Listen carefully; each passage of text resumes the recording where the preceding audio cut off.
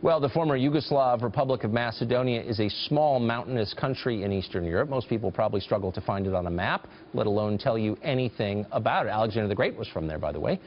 According to Hillary Clinton, this tiny nation has destroyed America's democratic traditions. There's all these stories about, guys over in Macedonia who are running these fake news sites. Quite a feat for a nation with a population smaller than Houston. Is Clinton right? Did sneaky Macedonian hackers lay low the world's mightiest superpower?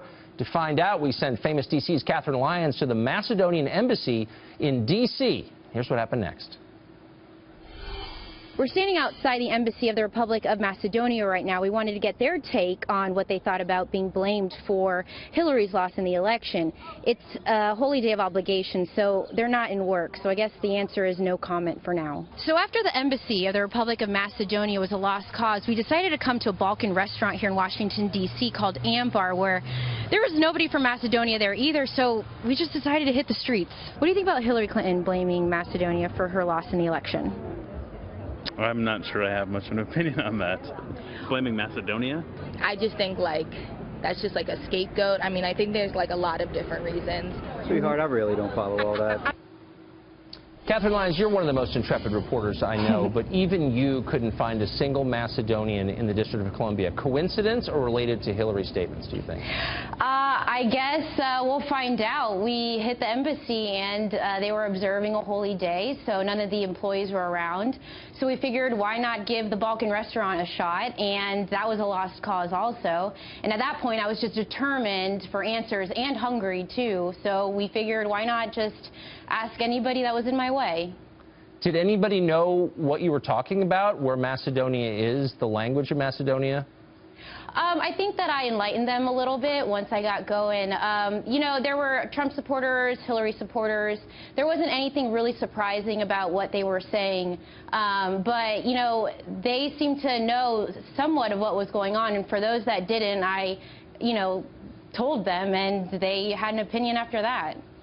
Boy, you are a beacon of truth in a dark city. Catherine Lyons, thanks a lot for joining us. Thank you. Well, it took a while, but we finally tracked down a representative from Macedonia. Mito Koloski is president of United Macedonia Diaspora, and he joins us now. Mr. Koloski, thanks a lot for coming on. Thank you, Tucker. It's a lot to take in to find out that a country with a noble history, but as small as yours, is single-handedly responsible for subverting American democracy. What was your reaction to Senator Clinton's remarks the other day? Well, first, Macedonia is an important ally to the United States, and every time the U.S. has asked for support of Macedonia, it's delivered in Bosnia, Kosovo, Afghanistan, and Iraq. And so it's kind of absurd to believe that these Macedonian students that are trying to make some extra cash by creating fake news sites from Macedonia were the cause of or the downfall of a well-funded, well-staffed campaign here in the U.S.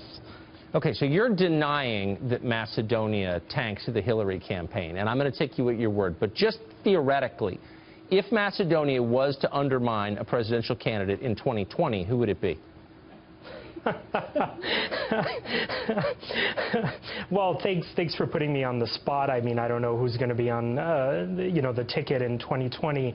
But let's be honest. Hillary Clinton hasn't visited or had not visited Macedonia while she was Secretary of State. Macedonia was left on the sidelines during the entire Obama administration. I mean, you haven't seen a Secretary of State visit Macedonia since 2003, nor a president since '99 or a defense secretary since 2007. And so I really doubt. I mean, why target Macedonia during this time when Macedonia is facing some obstacles internally, particularly with a change of government that just happened yesterday. And so, I mean, there's tons of websites created all over the world by many people. Why target Macedonia, home of Mother Teresa, a noble country, a newly free country? I apologize on behalf of our entire political system for the slur against Macedonia. Thank you so much. Thanks a lot for joining us tonight and representing your people so ably.